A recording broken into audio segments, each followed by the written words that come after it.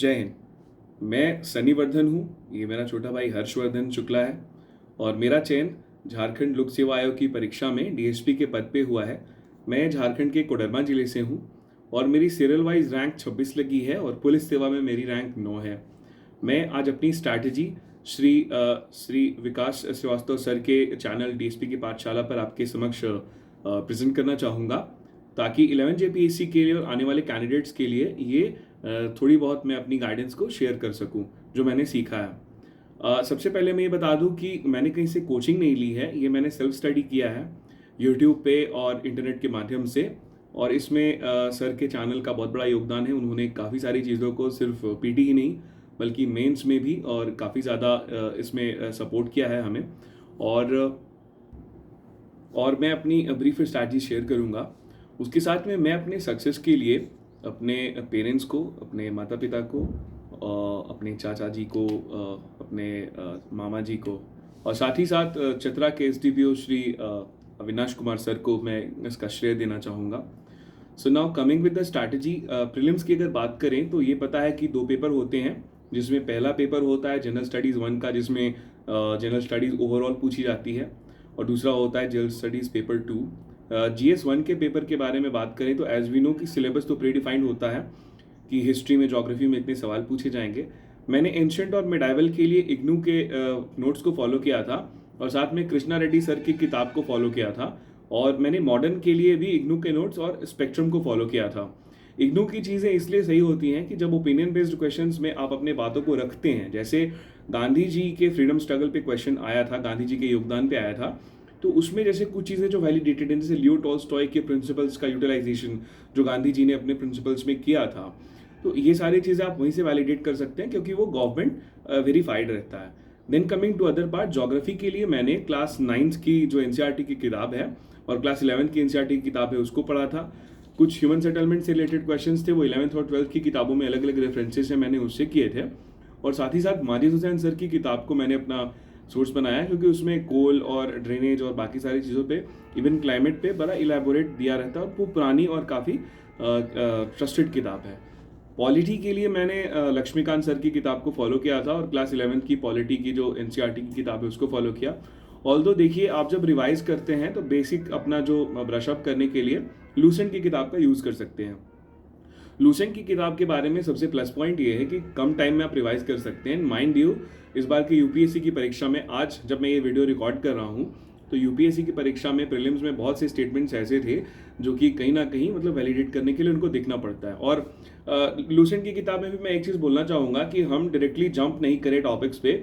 शुरू में जो हिस्ट्री का पार्ट है, जैसे इसमें लिटरेरी सोर्सेज है, मुझे भी याद आया कि जब प्रीलिम्स का मैं पेपर सॉल्व कर रहा था तो उसमें वाकपति गौड़वाहो वाला जो था वो सीधे सीधे वहीं से सीधे उठाया हुआ था। तो जो लिटरेरी सोर्सेज का जो रिवीजन है, मोस्टली उससे जो सवाल आते हैं उनको देखना बहुत आवश्यक है। और मॉडर्न हिस्ट्री और पॉलिटी के रिवीजन के लिए मैं समझता हूँ ये किताब परफेक्ट है क्योंकि आपको बहुत सी चीज़ें सीखने को मिलती हैं। ऑल्दो आप अपने हिसाब से देख सकते हो, बहुत से लोग स्पीडी की किताब और घटना चक्र को फॉलो करते हैं, वो भी अच्छे सोर्सेज हैं। जो भी आपको इजी लगे, जो अवेलेबल हो, आप उसको फॉलो करें। इंटरनेट पे सारी चीज़ें अवेलेबल हैं, या फिर आप ई-कॉमर्स इतना बूम कर रहा है, आप चीज़ों को घर बैठे मंगा सकते हैं। मैं कोडरमा जिले से हूँ, यहाँ पे कई किताबें मुझे ई-कॉमर्स वेबसाइट के थ्रू मंगानी पड़ी थी और बाकी सारी चीज़ों के लिए मेरा मददगार यूट्यूब बना और गूगल बना।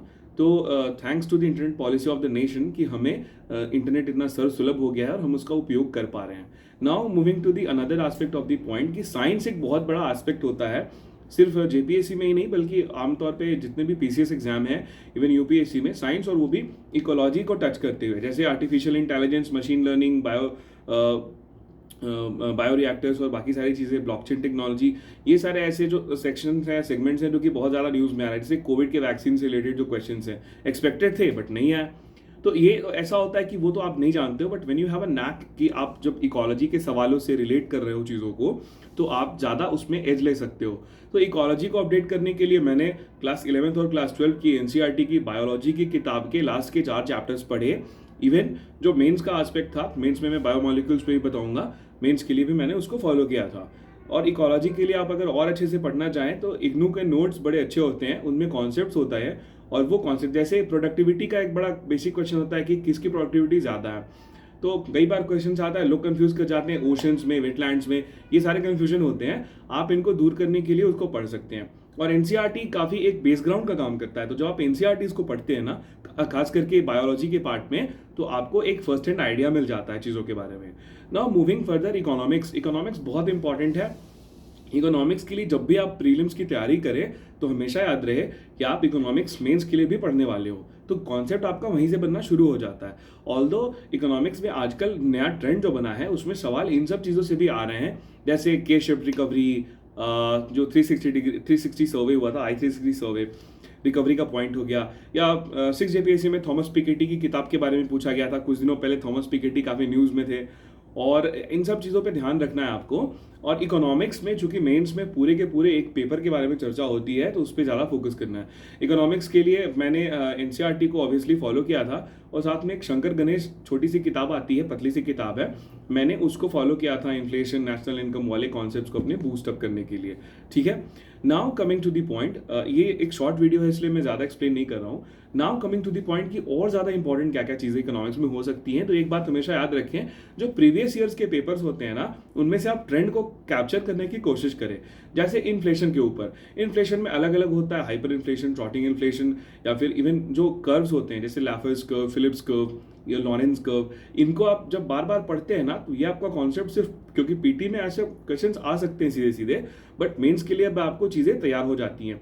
और इकोनॉमिक सर्वे जो मैं बार बार बोलता हूँ, इकोनॉमिक सर्वे ना ही आप सिर्फ कंट्री का पढ़े बल्कि स्टेट का भी पढ़े, और साथ ही साथ पीआईबी और अलग अलग वेबसाइट्स पे जैसे स्टेट की आईपीआरडी होती है, उस पर अलग अलग स्निपेट्स आते रहते हैं रेगुलरली, उनको भी फॉलो करने की बहुत आवश्यकता है। उससे आपका कॉन्सेप्ट क्लियर होता है कि कौन सी चीज़ें अभी रिसेंटली इंपॉर्टेंट चल रही हैं। और बिकॉज मैंने पुलिस सर्विसेज को ऑप्ट किया था, तो एक काइंड ऑफ माइंड में ये भी चलता था कि हम डिफेंस से रिलेटेड जो क्वेश्चंस होते हैं, जैसे मिसाइल से क्वेश्चंस होते हैं या बाकी सारी चीज़ें होती हैं, आर्मी एक्सरसाइजेस के क्वेश्चंस होते हैं, इनको आपको अपडेट हमेशा रखना है, क्योंकि ये although they are actually deemed to be a part of those जो कि मोस्टली रेलवे की परीक्षाओं में पूछे जाते हैं, बट यू नेवर नो, आप किसी भी परीक्षा को डिस्टिंग्विश या डिस्क्रिमिनेट नहीं कर सकते हैं।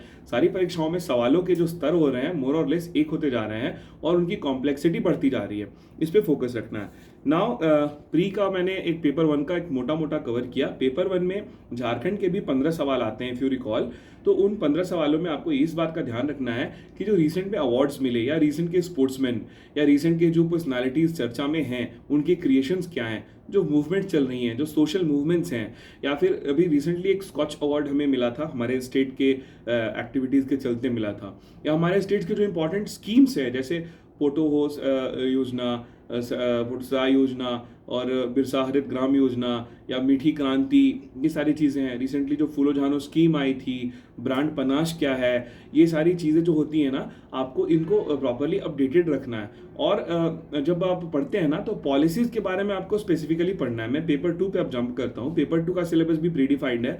हम जानते हैं कि हमारे स्टेट का कल्चर बहुत डाइवर्स है, आपको उसके बारे में कोई एक बुक फॉलो करनी है जिसमें भी आप कंफर्टेबल रहे, और साथ ही साथ यूट्यूब के अलग अलग वीडियोज़ जो आते हैं उनको भी फॉलो करते रहना है। डीएसपी की पाठशाला का भी पूरा प्लेलिस्ट है, आप उसको भी फॉलो कर सकते हो। साथ में कमिंग टू दी पॉइंट कि क्या चीज़ें और इम्पॉर्टेंट हो सकती हैं, तो मैं एक हैक नहीं बोलूँगा इसको, मैं हैक क्या ही बोलूँगा, बट मैंने और मेरे भाई ने, हमने एक चीज़ नोटिस की कि इकोनॉमिक सर्वे रिसेंट डेज में एक क्रेडिबल सोर्स होते जा रहा है इंफॉर्मेशन डिसेमिनेशन का, फ्रॉम गवर्नमेंट टू पब्लिक। तो इसमें जो फेस्टिवल्स के बारे में चर्चाएं होती हैं, जो कल्चर के फॉर्म्स के बारे में चर्चाएं होती हैं, या फिर इवन जो फूड, जैसे नुआखाई का क्वेश्चन जो पेपर 2 का आया था, एवरीवन वाज क्विज्ड, बट आप अगर 2019 का इकोनॉमिक सर्वे देखोगे तो उसमें इस फेस्टिवल के बारे में ज़्यादा नहीं, बट एक पैराग्राफ में चर्चा है। तो इकोनॉमिक सर्वे को तल्लीनता से पढ़ें, क्योंकि उससे आपको पता चलता है कि कौन सी चीज़ें ट्रेंड में है पॉसिबली, क्योंकि जो स्कॉलर लोग होते हैं जो इन चीज़ों के बारे में चर्चा करते हैं, they actually always have a theme about things, तो वो उन चीज़ों को चर्चा करते हैं। तो और उसके साथ में आईपीआरडी जो स्टेट का होता है, और पीआईबी जो नेशनल वाइड होता है। इवन आप नीति आयोग के रिपोर्ट्स को भी फॉलो कर सकते हो, बट उनका अगर समरी कम टाइम में पढ़ना है तो मैं प्रेफर करूंगा कि पीआईबी पे उसके समरीज को पढ़ ले, क्योंकि प्रेस को हमेशा ब्रीफ में इंफॉर्मेशन दी जाती है, और बिकॉज प्रेस को ब्रीफ में मिलता है तो वो आपके लिए एक शॉर्ट नोट्स का काम करेगा।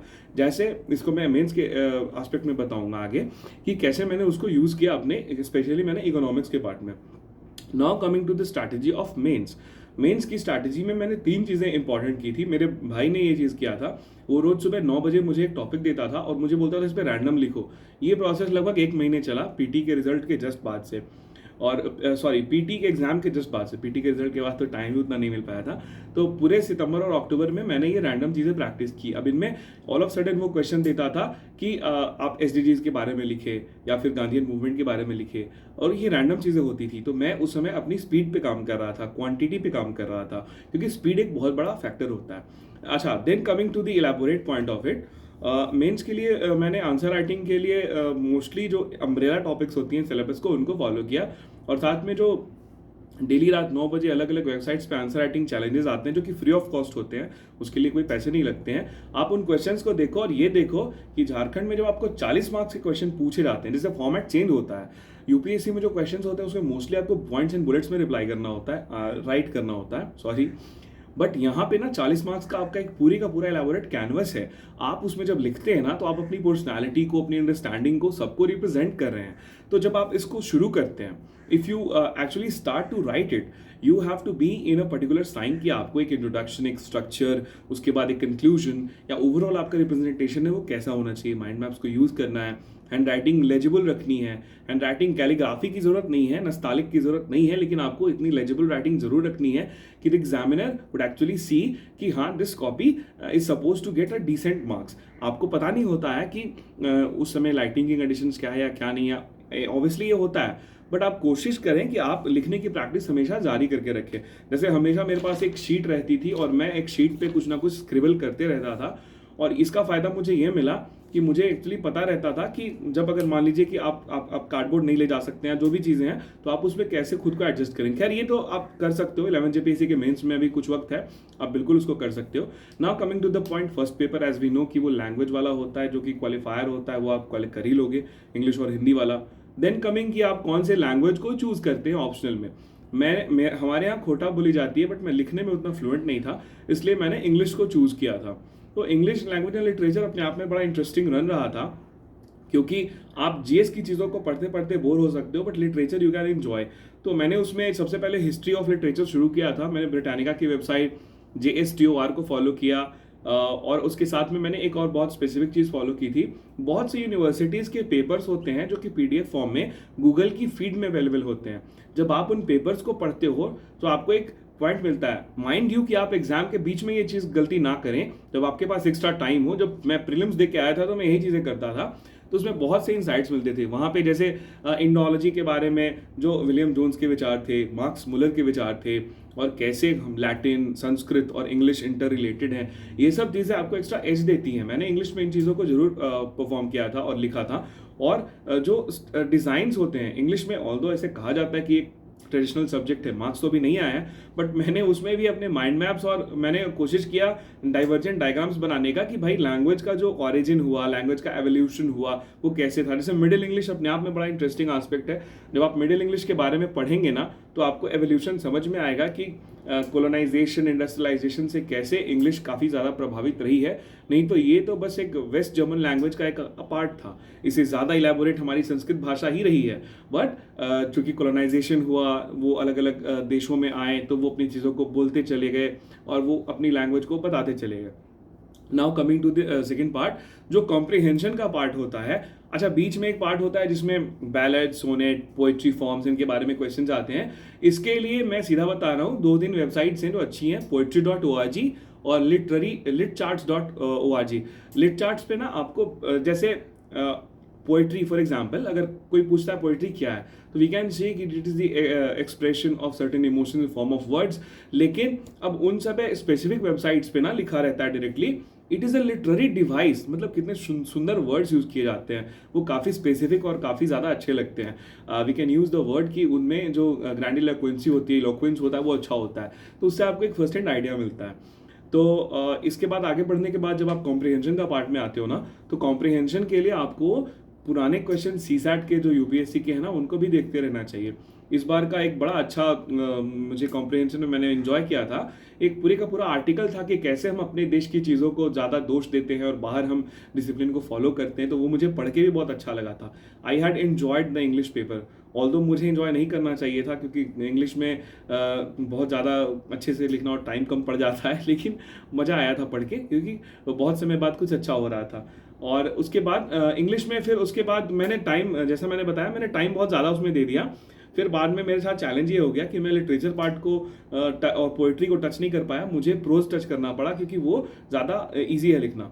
खैर, and then coming to the point, the comprehension और ग्रामर में आपको स्कोर करना आसान है कंपैरेटिवली, क्योंकि आप उसको बार बार प्रैक्टिस कर सकते हो। देन सबसे मुश्किल पार्ट होता है इंग्लिश का पार्ट बी का सबसे पहला वाला, जो क्वेश्चन 5 के फॉर्म में एग्जाम में आता है, मतलब 5th नंबर के सीक्वेंस पे आएगा यूजुअली। तो उस क्वेश्चन में क्या होता है ना कि वो उसमें एक छोटे फॉर्म में चीज़ें दी हुई हैं और वो काफ़ी अम्ब्रेला टर्म है, अम्ब्रेला एस्पेक्ट है उसमें। आप नहीं जानते कि आपसे कब इस बार रिनेशा के बारे में क्वेश्चन आया, फेमिनिज्म के बारे में क्वेश्चन आया। तो फेमिनिज्म तो one of the most celebrated and most important topics India में, हम जानते हैं सरोजनी नायडू से लेके, और विदेशों में वेस्टर्न कल्चर में वर्जीनिया वुल्फ का रोल, या इवन अगर फेमिनिज्म की बात करें तो वाई दिस ओरिजिनेटेड, तो वहाँ छोटे लेवल पे एक कॉमन मैन के पॉइंट से सस्टेनेबल डेवलपमेंट गोल्स के बारे में भी लिख सकते हो, जो मैंने किया था। अब मार्क्स आने पे पता चलेगा कि कितना वो कारगर था। Then coming to the point, मैंने प्रोज को अटेम्प्ट किया था। प्रोज में क्वेश्चन जो थे, I remember cherry tree, one of my favourite poems ever, और मेरे फेवरेट राइटर रस्किन बॉन्ड का था, वो मैंने इंजॉय किया लिखने में। फिर गांधी जी का वो क्वेश्चन था कल्टिवेटिंग हैबिट्स, वो भी बढ़िया लगा था। ये दोनों की तैयारी मैंने लिट चार्ट से ही की थी।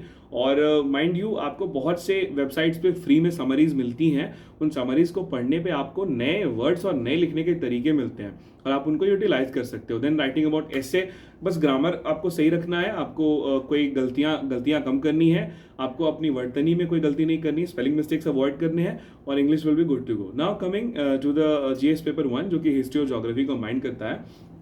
जैसा कि मैंने बताया, हिस्ट्री में मैंने इग्नू का नोट्स फॉलो किए थे, बट बिकॉज मैं इंडस वैली सिविलाइजेशन के क्वेश्चन पे ज़्यादा कंफर्टेबल था, तो मैंने मेडिवल के क्वेश्चन को टच नहीं किया। और बिकॉज मैंने उसमें टेक्निक्स यूज़ किए थे, आईवीसी में मैंने छोटे छोटे बॉक्सेस में ये भी एक्सप्लेन किया कि कैसे उस समय का कल्चर, स्ट्राइकिंग फीचर्स के बारे में था, उस समय का कल्चर आज भी हमारा चल रहा है, जैसे झारखंड के कॉन्टेक्स्ट में। बिकॉज ये परीक्षा जेपीएससी की थी, मैंने ये लिखा कि जो हमारा सरना कल्ट है, सरना फेस्टिवल है, सरना से रिलेटेड जो फेस्टिवल्स हैं, वो हमारे पूरे के पूरे इलेबोरेट में जो हमारा कल्चर है उसमें इंडस वैली सिविलाइजेशन का रोल दिखाई देता है। और इवन उसको मैंने बाकी सारे फेस्टिवल से भी, जैसे आपको छठ पूजा हो गई, इवन पोंगल के इश्यूज हो गए, या फिर बिहू, मतलब हार्वेस्ट से रिलेटेड और नेचर के जितने भी हैं, जैसे रिवर्स हो गई, माउंटेन्स हो गए। माउंटेन्स में मैंने मारंगबुरु और ये सारी चीज़ों को भी वहाँ पे लिखा था, क्योंकि मुझे लगा कि चलो लिख देते हैं, क्योंकि आपको एक, मतलब ये एक ऐसा टॉपिक है ना, पेपर जेनरिक हो गया था, पेपर ऐसा था कि उसके सारे बच्चे लिख रहे हैं, तो आपको टेस्ट मैच के जैसे इसको 40 मार्क्स के क्वेश्चन में ये ऐसा नहीं होगा कि आप फैक्ट्स लिख के आ जाओ और एक्सपेक्ट करो कि नंबर मिले, क्योंकि सब अपने आप में काफ़ी ब्रिलियंट होते हैं, सब सारे के सारे बढ़िया लिख रहे हैं। आपको उसमें थोड़ा सा एज लेने की ज़रूरत है। आप कोशिश करें कि आप कैसे उसमें कुछ अच्छी चीज़ें ऐड करें जो एग्जामिनर को इंटरेस्टिंग लगे। जैसे आयरन एंड स्टील में मैंने उसमें ज्योग्राफी मैंने बताया था क्लास 9 क्लास 11 और माजिद हुसैन सर की किताब, और साथ में एक PMFIS करके वेबसाइट है जिसमें फ्री में सारा कंटेंट मिलता है, और ये आप उसको ही फॉलो कर सकते हो। ऑल्दो मैंने ट्रॉपिकल साइक्लोन को अटेम्प्ट नहीं किया, जबकि वो मेरा अच्छा रेडी था। मैं एंजॉय करा था आयरन एंड स्टील, क्योंकि मैंने उसमें हिस्ट्री के एस्पेक्ट्स को, इकोनॉमिक्स से उसको रिलेट किया कि जो कंजम्पशन ऑफ स्टील है that is an indicator of the performance of the economy of a nation. फिर मैंने उसमें ये चीज़ जरूर डाला कि जो हमारा मगध एम्पायर था उसके राइज में, मौर्यन एम्पायर के राइज में कैसे झारखंड और उड़ीसा का जो हमारा आयरन एंड स्टील का रिजर्व था वो काम किया, क्योंकि brilliant agricultural tools, brilliant weapons उसी के चलते बन पाए थे लेटर फेजेस में, और प्रोस्पैरिटी बढ़ी थी, डिफेंस बढ़ा था, हमारा जो विस्तार होते गया एम्पायर्स का। ठीक है, ये सारी चीज़ें थी। Then coming to the part geography में, फिर मैंने जो वेजिटेशन और रेनफॉल का क्वेश्चन था उसको अटेम्प्ट किया था। उसमें जैसा कि मैंने बताया था कि मैंने ऋग्वेद का इंस्टेंस से शुरू किया था, क्योंकि मुझे लगा इंट्रोडक्शन इज रियली इंपॉर्टेंट, और मैंने उसके एंड में जो हमारा वेजिटेशन है, वेजिटेशन में जो चेंजेस आ रहा है, क्लाइमेट चेंज का भी एक छोटा सा स्निपेट बना दिया था। नाउ कमिंग, बिकॉज ये शॉर्ट वीडियो है तो मैं सब कुछ ब्रीफ में बता रहा हूँ। Now coming to the part of the polity and good governance, मुझे गुड गवर्नेंस में ज़्यादा नैक मिला था, क्योंकि मुझे वो पसंद रहा है, और मैंने गुड गवर्नेंस के क्वेश्चंस को ज़्यादा अटेम्प्ट किया। मैंने 3 सवाल अटेम्प्ट किए थे गुड गवर्नेंस के, एक पॉलिटी वाला किया था जो फेडरलिज्म के ऊपर में जो था। तो गुड गवर्नेंस के सवालों में मैंने ये चीज़ देखी, जैसे उसमें जो क्वेश्चन था डिजास्टर मैनेजमेंट के ऊपर में, मैंने उसमें सीधे सीधे सैंडी फ्रेमवर्क को कोट किया था, क्योंकि लोकल एडमिनिस्ट्रेशन का रोल उसमें दिया हुआ है। ऐसे ही जो गुड गवर्नेंस का एस्पेक्ट था कि हमारे इंस्टीट्यूशंस कैसे इवॉल्व कर रहे हैं, उसमें मैंने इस चीज़ का ख्याल रखा कि मैं कॉन्स्टिट्यूशनल लाइंस पे चीज़ों को एक्सप्लेन करूं।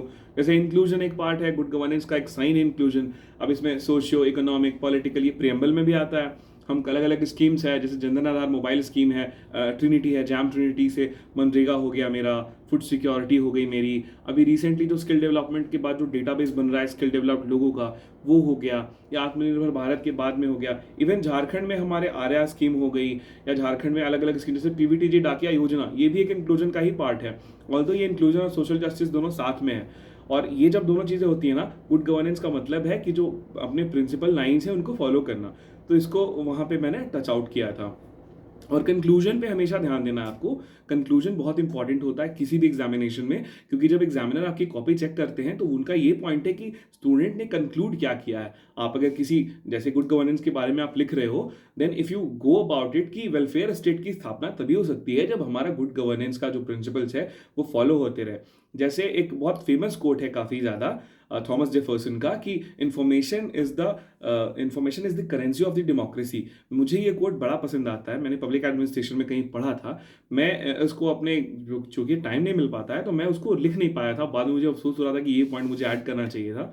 And coming to the part of economics, economics में मैं शंकर गणेश पब्लिक एक राइटर है, उनकी किताब एक पतली सी आती है जिसमें इकोनॉमिक्स के कॉन्सेप्ट्स के बारे में चर्चा होती है। मैंने उस किताब को फॉलो किया था क्योंकि इन्फ्लेशन, नेशनल इनकम, ये सारी चीज़ें उसमें अच्छे से दी हुई हैं।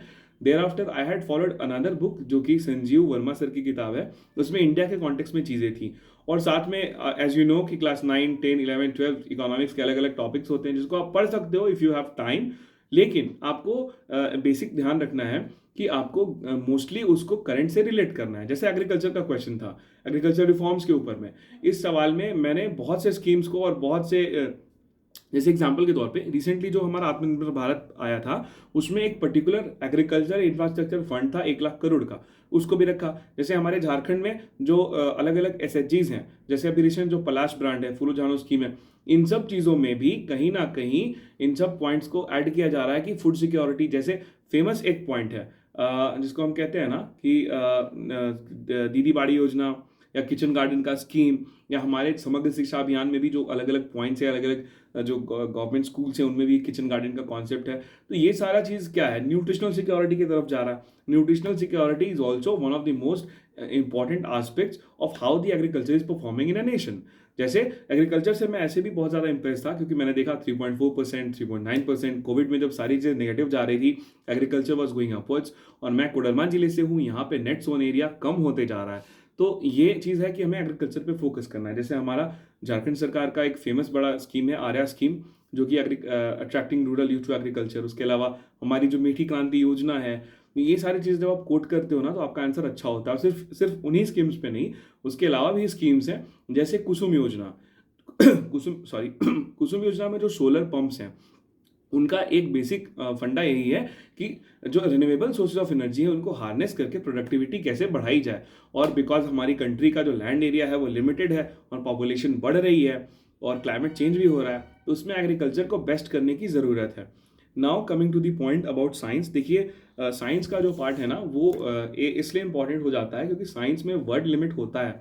जब किसी भी क्वेश्चन में वर्ड लिमिट आता है ना तो आप उसको अच्छे से उसमें क्वालिटी पे फोकस करेंगे। जैसे टेस्ट मैच है 40 मार्क्स का, नो डाउट, बट यहाँ पे चूंकि वर्ड लिमिट है तो आपको उसको अच्छी क्वालिटी में फोकस करना है। सिर्फ आप बेसिक्स को ना लिख के बेसिक्स और करंट, जैसे जो एमिनो एसिड्स का क्वेश्चन था ना उसमें मैंने एक जो बायो फोर्टिफिकेशन में प्लान है कि हमारा जो जितना भी जो खाने का तेल होता है, national mission on oil and oil palm, उसमें ये भी था कि हम उसमें ओरिजिनॉल और अलग अलग न्यूट्रिएंट्स को ऐड करेंगे। तो ये भी मैंने एस्पेक्ट सीखा कि अमीनो एसिड्स बहुत इंपॉर्टेंट होती है, एसेंशियल अमीनो एसिड्स, और उसके लिए फूड फोर्टिफिकेशन भी यूज़ होता है। और इवन जो मिड डे मील का उसमें यूटिलिटी है उसको मैंने ऐड किया। तो coming to the point of physics, मैंने फिजिक्स के लिए क्लास 11th और 12th की किताबें नहीं पढ़ी, मैंने क्लास 10 की किताब पढ़ी क्योंकि 11th 12th में सोलर इक्लिप्स के बारे में नहीं है। और जो यूनिट एंड डायमेंशंस का जो क्लास 11th का चैप्टर नंबर 1 में है फिजिक्स में, वो मैंने नहीं किया क्योंकि वो बहुत इलाबोरेट है और उसमें गलती होने के चांसेस थे। तो मैंने इक्लिप्स को यूज़ किया और मैंने डायग्राम्स इन्जॉय किए बनाना, क्योंकि डायग्राम्स जब आपके पास टाइम मिलता है तो वो अच्छे से बनाते हो, ठीक है। Then coming to the point, desertification का क्वेश्चन था, एसिड रेन का क्वेश्चन था, ये आपके कोर कॉन्सेप्ट्स है। जब एग्जाम देके निकल रहे थे तो बाहर में कैंडिडेट से मिला, उन्होंने बड़े अच्छे से डेजर्टिफिकेशन में green wall, great African green wall के बारे में बताया। मैंने फिर गूगल किया घर जाके तो मुझे पता चला एक अच्छी इनिशिएटिव है डिजर्टिफिकेशन को रोकने की। Much in the same way हमारे यहाँ पे जो किसान होते हैं वो अपने खेतों के आसपास घुरान घोरते हैं। घुरान घोरने का मतलब वो होता है कि वो कहीं न कहीं जो काउंटर बंडिंग है उसको और इम्प्रूव करते हैं। वो अपने आप में भले वो डिज़र्टिफ़िकेशन वर्ड यूज़ नहीं कर रहे हैं बट वो अपनी मिट्टी को बचाने के लिए करते हैं। तो ये सब चीज़ें जब आप जैसे जो था ना कि वाटर कंज़र्वेशन का पॉइंट था जिसमें डोभा और बाकी सारी चीज़ें सबने लिखी थी, यूज़ करते हैं। उसमें एक और बहुत इंपॉर्टेंट एस्पेक्ट था कि आप उसमें डायग्राम्स बना रहे हैं कि नहीं। मैंने उसमें डायग्राम्स खूब बनाए थे। अब मार्क्स आने पे पता चलेगा क्योंकि टाइम बहुत ज़्यादा मिल जाता है। फिर उसके बाद एक क्वेश्चन था जो कि ये था कि रिन्यूएबल एंड नॉन रिन्यूएबल। तो उसमें तो आप सबने बढ़िया किया होगा और उसमें बस आपको बस ऐड करना था कि रिसेंटली जो स्कीम्स चल रही हैं, बिकॉज़ वीडियो शॉर्ट है तो मैं शॉर्ट में बता रहा हूँ। स्कीम्स को भी मैंने ऐड किया था और साइंस में बिकॉज़ टाइम था तो मैंने हैंड राइटिंग को अच्छा किया। And coming to the part of interview, interview में मेरे माता-पिता का बहुत बड़ा रोल रहा शेप करने में क्योंकि वो काफ़ी हार्ड सवाल करते थे मुझसे। मेरा भाई हर्षवर्धन उसने भी बहुत मुझे इम्प्रूव किया। साथ में मेरे चाचा जी श्री चंद्र शुक्ला जी वो अपने बिजी शेड्यूल से टाइम निकाल के मुझे गाइड करते थे। मेरे मामा जी श्री गोविंद मोहन ओझा जी वो गाइड किया करते थे और साथ में श्री विकास श्रीवास्तव सर जी जिनके चैनल से अलग अलग सेमिनार्स होते थे और उनका तो खैर मतलब डीएसपी की पाठशाला का बहुत बड़ा रोल रहा है। और साथ ही साथ मैं एक बताना चाहूँगा एक हमारे पास में चतरा जिले में एसडीपीओ हैं श्री अविनाश सर। वो बहुत ही brilliant, he is a very brilliant cop और वो बहुत अच्छे टीचर भी हैं। उन्होंने मुझे पहले से बताया कि अगर तुम पुलिस सेवा में जाना चाहते हो तो अपने हेल्थ के ऊपर में ध्यान दो।